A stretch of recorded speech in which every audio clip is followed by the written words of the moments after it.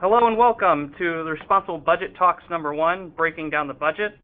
This is a first in a series of webinars the Responsible Budget Coalition will be conducting on a monthly basis. They will revolve around Illinois state budget issues and are designed to empower members with useful information and tools, feature advocacy work and experience from our member organizations, and provide a platform for members to engage with one another and take action. They are open to not only the members of the Responsible Budget Coalition, but any and all who are interested in responsible state budgeting in Illinois. Thank you for participating today. You can see that we have over 100 participants already joining us, and we're having a tremendous turnout on short notice. I saw in the signups that folks from Mount Vernon, Carbondale, Alton, Springfield, Bourbonnais, Kankakee, Peoria, Rockford, Bloomington, and many other cities around the state are joining us today. My name is Neal Waltmire. I'm the Senior Communications Manager with the Responsible Budget Coalition. I am co-moderating today's webinar with my colleague Jennifer Cushman, who is a Field Coordinator and Policy Specialist for the Responsible Budget Coalition. We'll have 4 presenters for you today, and we'll meet them in just a moment. Briefly, I want to tell you about the Responsible Budget Coalition, or the RBC. The RBC is a coalition of 250-plus organizations from across the state fighting for a fully funded budget with new revenue that invests in Illinois' children, families, and communities. It includes organizations that serve children, families, veterans, seniors, and people with disabilities, education groups concerned about learning, K-12, and higher education, labor organizations, faith-based and civic organizations, immigrant and refugee families, and many others. We have 3 principles that bring us together: adequate revenue to support state priorities and make smart investments, 2, no more cuts to vital programs and services, and 3, fairness in raising revenue. Since a year ago, the RBC has almost doubled in size. We signed on our 250th member organization a few weeks ago, and we are an organization that relies, a coalition that relies upon its members for expertise and to take action to move Illinois towards a responsible budget. All right, I want to briefly discuss today's logistics. We'll have for you, we'll be here for an hour today with a couple presentations and 2 question and answer sessions. In a moment, you'll hear from John Bouman. John is the chair of the RBC Executive Committee and the president of the Sargent Shriver Center on Poverty Law. He will remind us why it's so important to fight together for a responsible budget. Next, we'll hear from 2 budget experts from RBC member Voices for Illinois Children, David Lloyd and Emily Miller. And they will break down the budget for us. They'll tell us about the still unresolved FY16 budget that has left college students without means to pay tuition, seniors without hot meals, and children without access to autism services and many other harmful effects. And they will also discuss the governor's budget proposal for fiscal year 17. After the budget presentation, we'll take a few questions for Emily and David. You should all see a control panel in the right-hand corner of your screen. There'll be a box where you can ask us questions during that time. You just type in the question in that box and press enter, and we'll get to as many questions as we can. After that, we'll hear from Miriam Link-Mullison. She is the president of RBC member Illinois Public Health Association. She is also the administrator of the Jackson County Health Department and Murfreesboro. She'll discuss how the budget impasse is affecting the ability to respond to public health emergencies, conduct health inspections, stop the spread of disease, and help families. After Miriam's presentation, we'll take another round of questions for Miriam, as well as David and Emily. And after that question and answer session, Emily Miller will let us know about HR 922, the Responsible Budget Resolution, and what we can do to support it. She'll also let folks know how to sign up their organization as an RBC member. And then Jennifer Cushman, my colleague, will provide some closing remarks. With that, I'll turn it over to John Bouman, who, as I mentioned before, is the chair of the Executive Committee of the Responsible Budget Coalition and the president of the Shriver Center. Take it away, John. Thank you, Neal, and welcome everyone. It's great to see so many people getting informed about the budget on this call. Why do we fight? Well, you know the best. I mean, you run the programs. You have people in your families and communities who need the programs that are languishing as we go without a budget in Illinois, and behind that, as we fear that when they make a budget, it might not be a responsible budget. We've had a lot of experience with those over the last few years. One of the main reasons we fight is because it matters. The political leaders on both sides of this dispute think that they're winning this. They think that most people in Illinois either aren't paying attention or they agree with their point of view. And so it's very important that all of the folks who are responsible to run Illinois government know how bad this is, that they hear the stories about what the damage being done because we don't have a budget, and that there's a tremendous political will that a budget get done and that it be a responsible budget with adequate revenue to avoid further damaging cuts. We also fight because it works. We know from recent polling that the Responsible Budget Coalition's work to date has produced almost a complete awareness now in Illinois among people polled about the budget impasse. They have different opinions about it, but at least they're aware of it, which is usually the first battle on these things in Illinois. So we know that it works. We know that 4 years ago we were successful in getting at least a temporary 5% income tax that avoided billions and billions of even worse cuts that would have happened without it. And we're seeing this year what would have happened without it because the 5% tax expired, and that's what created the crisis. And the time, interestingly, is for you. The time is now because there's not much happening under the dome. The RBC has a lot of resources, people who are good advocates in Springfield and good policy experts. But actually, since there's nothing happening under the dome, what we need to have happen is out in the communities, in the towns that Neal mentioned, and all across the state. This is the time for activity on the ground in communities. And the first thing that needs to be done to prepare for that is to get informed about the issues. And that's what this webinar is about, and that's why you're here to listen to the webinar. What we need to do is to tell the stories in an effective way so that the politicians in all the districts in the Senate and the House across Illinois feel tension about it. I'm not telling you to go be rude to people, be professional, but it's not acceptable and if the legislator isn't prepared to vote for a resolution to the budget crisis and a responsible budget with adequate revenue. And if they're not willing to commit to that, then that conversation should end with tension in the room, because that's what will make them feel a need to put an end to this, because it will make them feel exposed. So get your information today. Join the Responsible Budget Coalition. Work with our committees to visit your legislators and write to your local papers. Ask your legislators to sign up to sponsor House Resolution 922. You'll hear more later. And otherwise, be active on this. It's necessary, it works, and the time for it is right now. So thank you very much, and I'll pass it back to Neal.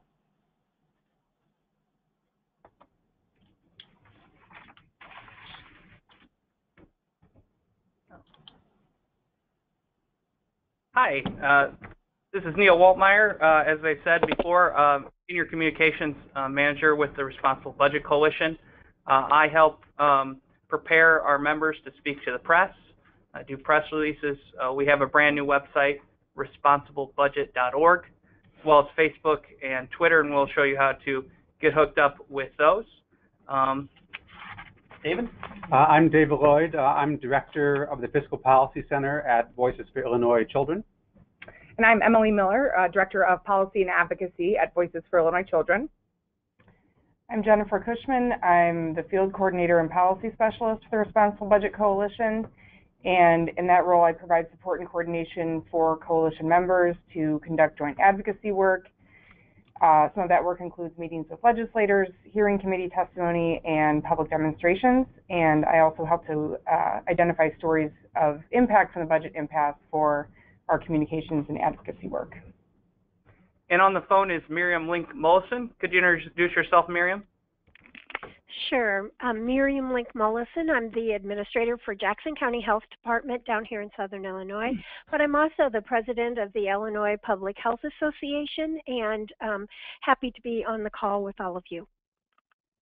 Thanks for joining us, Miriam. Now we'll hear from our two budget experts, David Lloyd and Emily Miller from Voices for Illinois Children. Take it away. Well, great. Thanks, Neal. And if we can just, is the PowerPoint, if we can bring the PowerPoint up, that would be great. And here we go. Okay. And so Emily's going to start out, but we're really going to talk about, where the budget is, right now, and how this budget impasse is dismantling critical public services in the state. So I'll hand it over to my colleague, Emily Miller. Thanks, David. So I think it's important to start by talking about how it is that we got here. To figure out where it is that we need to go, we need to understand how we got into the massive budget crisis that we're in now. So it's not a secret that the temporary income tax with a rate of 5% expired in 2015. Lawmakers failed to maintain that tax rate or to make it permanent, which was a move that then candidate and now Governor Rauner supported. And as a result, 25%, there was a 25% tax cut, both to individual and corporate income tax that began in 2015, in January of 2015. That led to about $5 billion in lost revenue. As this fiscal year has unfolded, there was only one portion of the discretionary budget that was actually signed by the governor, which is part of the K-12 budget. So that's why schools opened in the fall, but that's also why other areas, including human services and higher education, have not been funded because they are not part of that one piece, that K-12 budget that was funded. So on your screen, you see some line items that have not received any state investment. This is from a report that Voices put out originally in September and updated this past week. It shows about 60 line items that are currently receiving no state investment, and this has massive repercussions. And we need to remember as a coalition that when we talk about individual line items, we're talking about some pretty significant human impact. So, for example, cuts to substance abuse programs has very real implications. Haymarket Center closed its social detox program that serves 903 people last year. So those are people that are not going to be able to have access to those services. You see that about 1,800 families lost services when the autism program of Illinois stopped receiving funding. So they closed their doors in September of last year, and families are no longer getting access to those services. Lutheran Social Services shut down about 30 programs, including 7 home care and adult daycare centers. And total, that serves about 2,300 seniors. And those are programs that are located across the state. There are thousands of youth across the state who have lost access to after-school opportunities because the Teen Reach program is not receiving any state money. Children's Home and Aid, who is an RBC member, has had to suspend state-mandated 24-hour crisis services for runaways. Those are services that are mandated by the state to be performed, and yet the state has not made good on their contracts with those programs, and so they are having to close their doors. And 90% of homeless service providers have had to reduce services or had to lay off staff. And finally, the Epilepsy Resource Center in Springfield closed its doors. So capacity to help children and families who are dealing with epilepsy diagnosis is no longer existing in Illinois right now. So the RBC has responded to these human impacts by making sure that that the stories of these impacts are being told across the state. So we work with our coalition partners to make sure that in every media market around the state, both lawmakers and providers and just members of the public are being connected to what the actual impact of the budget crisis is. Because it's important in the end to remember that any dollar that's cut does result in a direct human impact. And those human impacts are multiplied when you consider that most of this human service infrastructure is designed to work in tandem with other sections of the infrastructure. Okay, and you know, adding to these terrible human impacts, you know, because the state has lost so much revenue, about $5 billion this fiscal year alone, we're also seeing skyrocketing debt. So the state began this fiscal year, which began last July, with about $4.4 billion worth of unpaid bills. And, you know, those are bills that are owed to old providers and, you know, other service providers. And so the governor's office projects that this year alone, we could add another $4.4 billion to those bills. And the comptroller says that the amount of debt that the state of Illinois is piling on is even higher. So, you know, by June 30th, the end of the fiscal year, Illinois could easily have between $8 and $10 billion in unpaid bills, and possibly even more. And it's important to remember that you know, this debt that Illinois is piling on, you know, must be paid down using future revenue. So, you know, when we don't raise revenue and you know, right now and prevent both cuts and prevent, you know, these unpaid bills from piling up, we're essentially taking future revenue will need to be used to pay down these debts. And also, you know, without revenue, the cuts are concentrated, and, you know, in part this is largely due to the fact, one, we don't have enough revenue, but two, the state budget has a lot of fixed expenditures each year, and, you know, so for example, you know, pension contributions that the state has to make to the pension systems, it represents you know, a sizable portion of the state budget, and that's to make up for years of underfunding where the state didn't fund the pension systems.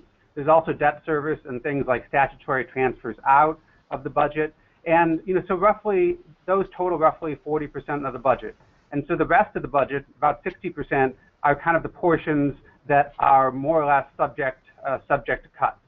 And, you know, so these are all the areas that are being, for the most part, hard hit this year. So, you know, we can expect many of the same areas to be at risk in future years without revenue. You know, things like higher education, which currently has no funding. You've heard a lot about MAP grants for students with low incomes, currently are not funded. Non-mandated human services are also at risk. So there are a number of federal consent decrees in place right now that cover a portion of human services. So those parts of the budget are being paid, you know, for example, Medicaid, but there are many other services that are currently not being paid, and those areas are at dire risk right now and in future years. You know, K-12 education, while it's funded this year, without revenue is really at risk once again, because that's an area that, you know, has no guaranteed source of funding, and you know, without revenue, you know, may well be squeezed out in the future. Public safety, you're seeing huge impacts in public safety, and you even saw last week chiefs of police doing press conferences saying about how the state budget impasse is harming public safety. Also, things like economic development are being hard hit, and just a range of other central government services, you know, will continue to shrink without new revenue in future years. And so now we just want to have a very brief look at what Governor Rauner's proposed budget for next fiscal year, which begins on July 1st. And so several weeks ago, he proposed a new budget, and that budget, at a starting point, in order to fund services at the levels that we had last year, would cost about $39 billion. We're only expected next year to take in $32.3 billion at the current income tax rates, which is much too low. And so you have a huge deficit of about $6 billion. So essentially what Governor Rauner said in his budget is, I'm proposing making cuts to human services, higher education, also big cuts to pensions, and many of the pension cuts would be very hard to recognize. Roughly $750 million that he wants to say that he's saving would be very hard to recognize and would require statutory changes. Just as a reminder, just last year the state Supreme Court ruled that a prior pension law was unconstitutional. He also has savings and cuts to a number of other areas which would be very hard to recognize and would require either changes to contracts with state employees or changes to state law. And so all that totals about $2.6 billion in cuts. And then, but then even after that, what Governor Rauner said is, hey, we still have a deficit of about $3.5 billion for next year. And so he said, either you enact portions of my turnaround agenda, and then we can discuss how to raise revenue, or we have to do a cuts only, give me the tools and I will make the cuts myself to make those $3.5 billion in additional cuts. So what we're seeing is Governor Rauner didn't propose any new revenue. He proposed really what amounts to a cuts only approach. We don't think invest in children and families. And turn it back over to Emily. Thanks, David. So it's also important that we talk about how we're going to get to the end of this budget crisis. It's definitely difficult to see an end to this because simply enacting a budget is not enough unless we get billions of dollars more in revenue. So when we call for a budget to be passed, just passing a budget on its own in the absence of revenue doesn't actually meet the goals that we've laid out. And in fact, without revenue, we're only solidifying cuts that have already been made in practice. It's important to remember, just as we started this presentation, the root cause of the current crisis is inadequate revenue. So unless we are willing to address that as the main problem, we're not going to get to a solution that protects education and human services for the future of this state. I did want to make a point, the Responsible Budget Coalition overall has not supported piecemeal budgeting approaches, spending plans that don't address the actual need for revenue behind those spending plans. Many of our member organizations do support specific spending plans, such as the bill that passed the House last week, HB 2990, but we are very dedicated as a coalition to making sure that all of our human services and education line items are addressed by passing adequate revenue to actually support that spending in the long term. We have to have revenue in order to fund essential services, in order to pay our bills, in order to educate our children, and in order to protect and, unfortunately now, rebuild the social safety net that's so important in Illinois. And here are just a few resources for you if you want to stay involved in budget conversations.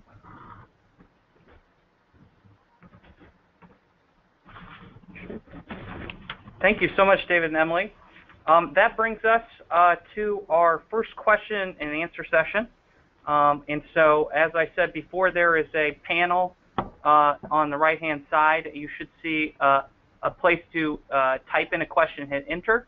And our, my moderators, myself and Jennifer, will be taking a look at those and presenting them to Emily and David.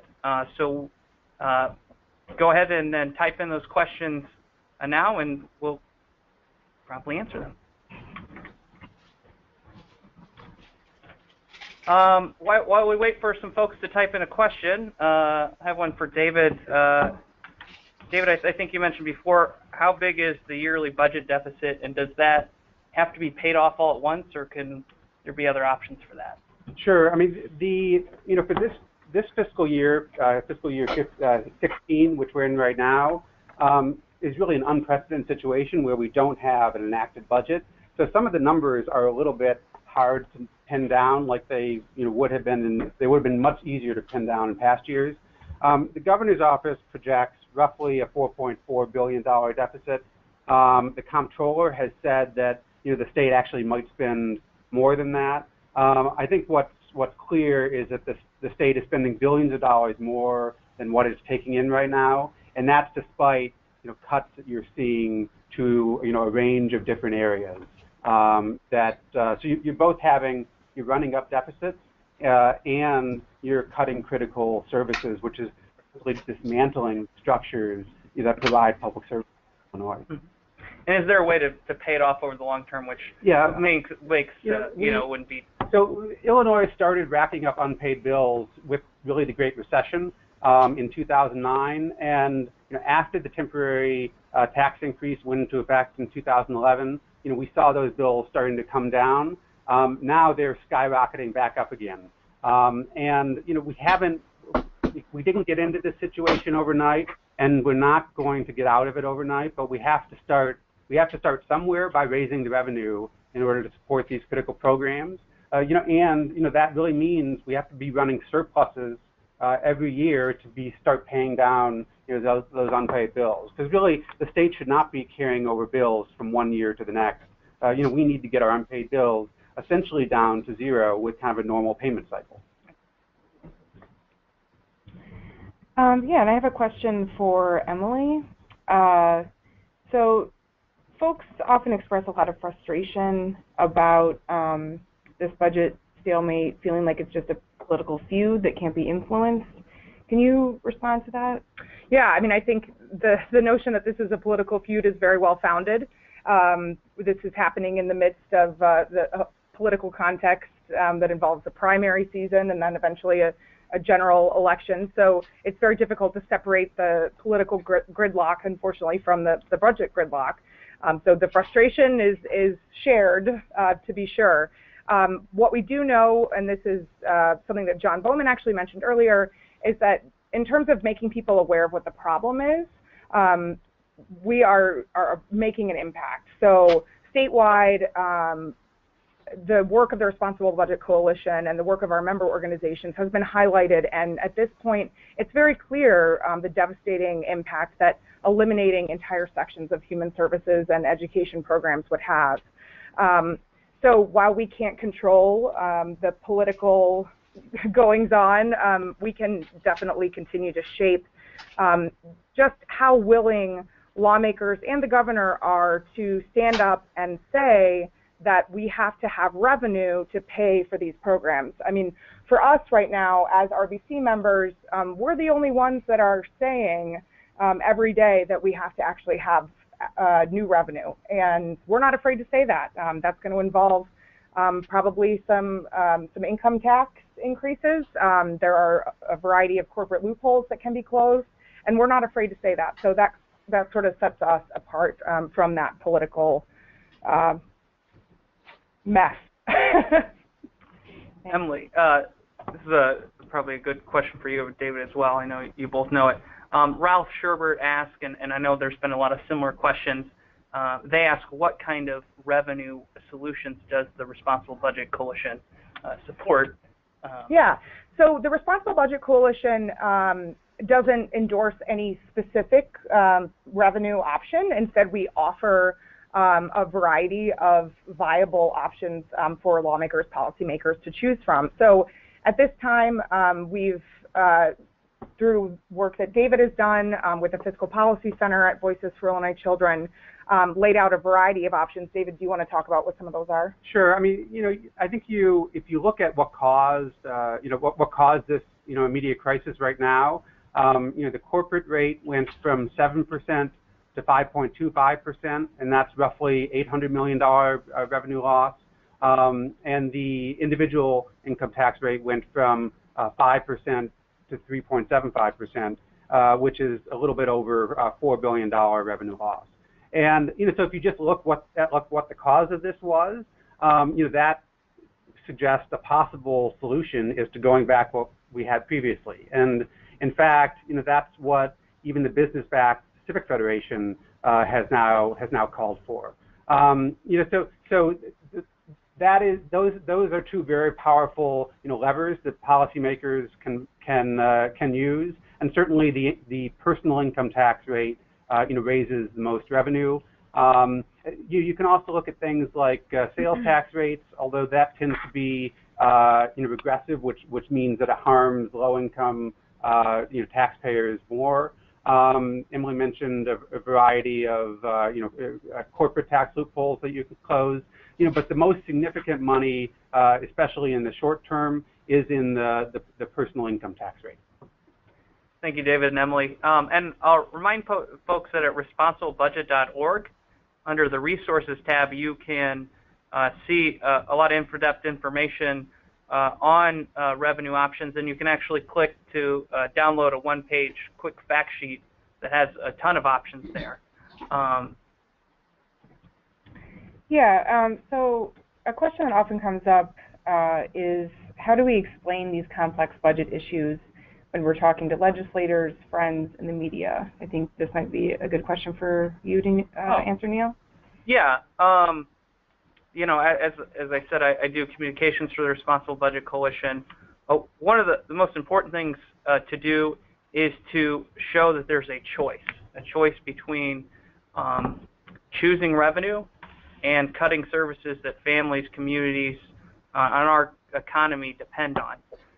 It's important to talk about how the budget affects yourself as well as your community, and communities is very important. It's important to talk about how the funding of services advances commonly held values like opportunity, like creating independence, public safety, community and family, hard work. When you talk about these services, and they do, when you allow folks to get a good education, go to college, that gives opportunity to people, it helps the economy. When you invest in after-school programs and mental health, that's good for the entire community. It helps public safety. It reduces costs. So these are some major themes that we like to put across, and we like to remind people that there is a choice available to lawmakers and the governor to choose revenue over cuts to families and communities. And we like to remind people that non-budget items should be put aside for the sake of our families and communities. So those are some things that we like to emphasize. Again, responsiblebudget.org, under that resource tab, you'll see something called Talking Points, and that has a number of materials that are very helpful in talking about the state budget and responsible budgetation. Sorry, I'll switch back here. Got a question from Michael. He wants to understand why supporting piecemeal approaches to the budget isn't a wise idea. And that's a really good question, and certainly, I touched on this briefly earlier, but this is something that we take very seriously because our member organizations rely on, obviously, state funding. So many of the things that were laid out in HB 2990, for example, are desperately needed. Much of the money is desperately needed by service providers. I mean, at this point, providers and institutions of higher education are not even able to have their voucher moved over to the comptroller's office. So they're not even in the queue to get paid. So bills like 2990 are very important for them. But when we think about the budget as an entire picture, and we think about the way that everything is interconnected and how children, families, communities don't exist in silos, they exist in a variety of areas where social service programs really interact. So, a child who attends a child care program may have a mother who is also involved in, community work and involved in after school.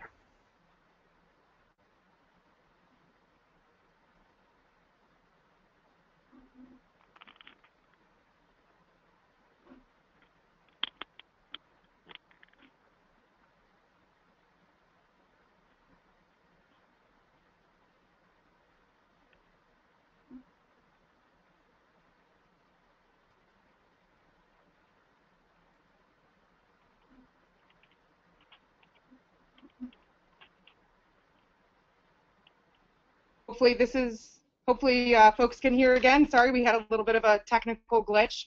But we are very dedicated to making sure that we're able to provide a sustainable long-term funding solution, because we don't want to have this conversation every year, and we don't want service providers to have to go through the uncertainty of not knowing where or whether they're going to be able to maintain their staffs. You know, these service providers are members of their community. They're trusted at this point. They've been working for years. They hire highly skilled staff that are not going to be able to just pick up and re-enter the workforce as soon as money's available. We want to fix this problem in the long term, and that means that we have to have a fully funded comprehensive budget with the revenue to actually support the spending that we want.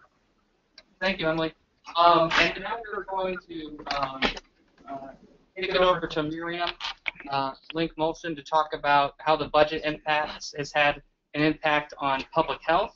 And after Miriam's done with her presentation, we'll have another question and answer session. So don't worry, we'll still get to all your questions, or as many as we can.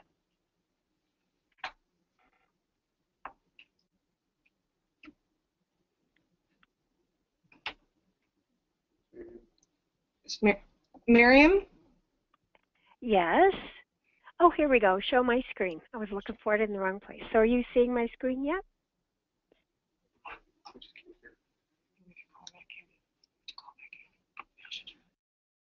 I've pushed the show my screen. Are you seeing it? Yes, Miriam, we see your screen. Okay. So I will go ahead. First of all, I want to thank you for inviting me to be a part of this webinar, and I wanted to again say that I am representing the Illinois Public Health Association, a member association of the Responsible Budget Coalition, but also the largest public health association in the state, representing over 7,000 members. Before we talk about some of the particulars, I do want to make a point of thanking the Shriver Center, who very recently went to court on behalf of public health and on behalf of family case management providers throughout the state. And we did recently get a court judgment as a part of that action, and that has been critical for local health departments and other family case management providers in keeping our doors open and keeping going. One of my colleagues, when informed that this money would be coming, said it felt like a stay of execution, and I think that expresses well how serious we feel about the crisis and about how difficult it's been for all local agencies and community agencies, including public health agencies, to keep our doors open and to continue to be focused on our mission. So thank you to the Shriver Center for taking that action. That's made a big difference to all family case management providers, local health departments, and community-based organizations. I'm sharing with you a map from a survey that the Illinois Public Health Association conducted in December, and you see it headed 5.5 million. What we have highlighted in blue are those local health departments that have laid off staff, reduced hours, or cut programs. And even though you can see that there's been a major impact in the southern part of the state, we have local health departments throughout the state that are really struggling to continue their work in light of no state funding since last July. So each of these blue shaded areas represents a health department that serves that community. And one of the things that local health departments do, we provide services to individuals who come through our doors, but many of the services that we provide really impact the entire community and every single resident. We, for example, monitor communicable diseases and making sure that actions are being taken to protect citizens against communicable diseases. We inspect restaurants. We are there and responders to public emergencies like the floods that occurred over New Year's this year. The other thing that we do that's really important to remember is we're the early warning system for public health emergencies for the entire state. So we're on the ground and we're looking for indicators that there is an emerging outbreak or there are emerging issues that need to be addressed more fully. So that is part of what public health does. And so those are the kinds of things that are at risk as we continue to reduce the number of staff working in local public health and reduce the dismantling of public health throughout Illinois. The Illinois Public Health Association has been active in our advocacy against our advocacy for a responsible budget, and we have been working with the Responsible Budget Coalition and promoting their activities with our members, but we've also introduced legislation and promoted and talked at hearings and talked at press conferences statewide. So we've had an active role in trying to get the word out to the public and increasing the awareness that the effect the budget impasse is having. And like all of human services, this issue didn't start with the budget impasse. It's really been a number of years that human services and public health and higher education has been, their funding has been reduced and reduced, so that we're seeing the impact of the budget impasse really being dramatic. And in some cases, the effect was felt very quickly in some organizations. For example, in the East Side Health District, which is the health district that serves East St. Louis, they laid off staff in July, and we have seen health departments throughout the state laying off staff since July. We just this last weekend heard that the Coles County Health Department, which serves the area surrounding Eastern Illinois University in Charleston, is having to permanently close one of their health offices, meaning people are going to have to drive further for services. And they used to have offices in both Mattoon and Charleston, and now only the Charleston office will be maintained. So we see this dismantling in terms of number of sites people can go for services, the number of people being served, and the number of expert staff that we have in the field is reducing because of the reduction in funding. As we look forward to the proposed fiscal year 17 budget, you've already received a great overview of what the proposed budget is. For public health specifically, there was some good news. We did receive some increases in some of our very critical core funding levels, but we also received some decreases in some funding, and there are a number of programs that were previously eliminated, and those eliminations have been sustained. For example, the Poison Control Center for Illinois was eliminated, and they've been continuing to run, but their funding has been eliminated. The after-school programs were mentioned earlier, and that funding has been eliminated, and there were some additional cuts that have been sustained. So it continues to be a difficult time to be a public service provider in Illinois, even if when we do see a fiscal year 17 budget. One other advocacy and informational pieces that the Illinois Public Health Association is currently looking at is we recently did a survey of our own members and asked them if they intend to sign their contractual agreements with the state for next year. That is how the funding flows from the state to most local providers, including local health departments. And when asked that question, are you planning to sign your contracts for next year and continue services, we saw that only 18% of local health departments felt confident that they would be able to do that. Many of those health departments are still undecided, trying to figure out how to continue their core services of emergency preparedness and protecting the public's health. How can they continue those services in light of these reductions? And they haven't quite decided their path forward. But last year, this time, if we'd asked local health departments that question, 100% of them would say, yeah, we'll sign that budget. We'll sign those contracts even without a budget. So we've seen not only a dismantling of the public health system, but a real disillusionment among local health departments in terms of the, quote, partnership that we serve with our state partners. So I wanted to just, again, thank you for giving me this opportunity to talk on behalf of local public health in Illinois.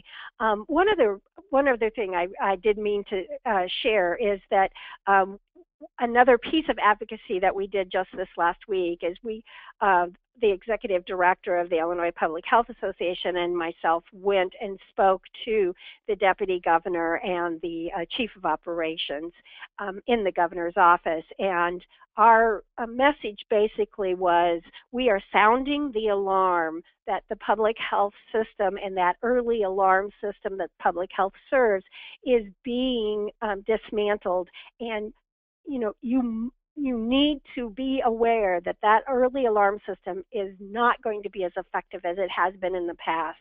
And, we had an interesting conversation, but it again came down to politics and what the agenda is for the administration.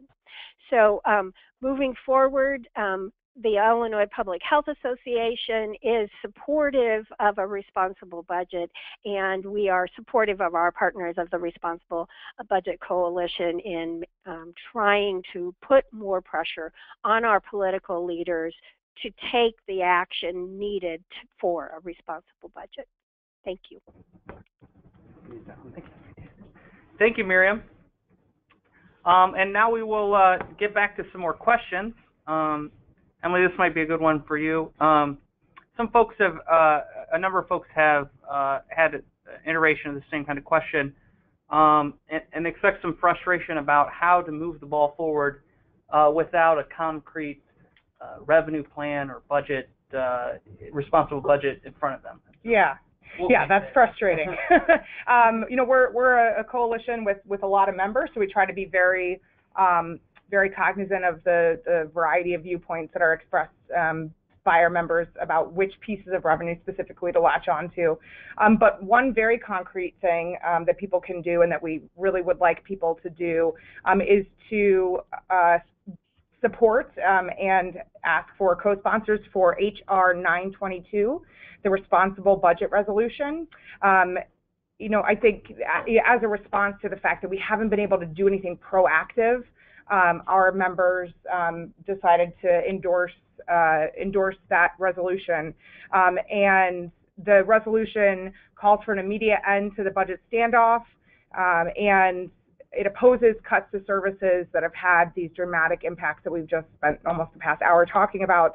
And it proposes modernizing and reforming the tax code to reflect our changing economy and to ensure fairness in raising revenue to fund both current and future investments. So I actually think that's a fairly concrete principle to embrace. There are a lot of things that fit into that. And so in that way, we're leaving the door open to a number of different revenue solutions.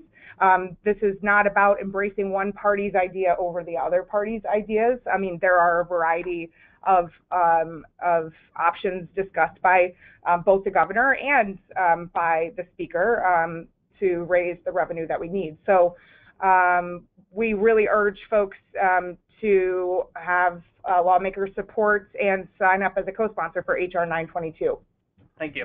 And some people ask for that number. Again, it's HR 922. I sent a link there that you can immediately take action, and you'll see that on your screen in just a bit. And if you want more information, obviously, you can head to responsiblebudget.org, and we have some fact sheets if you need some information about how to do advocacy around that, either individually or for your organization. Thanks. So I just want to thank everyone for joining the webinar today. We had a great participation, people calling in from around the state and participating in the webinar, and lots of great questions. I've got a lot of really good information today. The webinar will be available on our website for those who weren't able to participate today or participate in the whole webinar can review that later. And for any questions that we weren't able to get to, you can email Neal and I, and our contact information is available on our website, responsiblebudget.org. And this will be the first in a series of webinars that we'll be doing, so just be on the lookout for the next webinar coming up next month.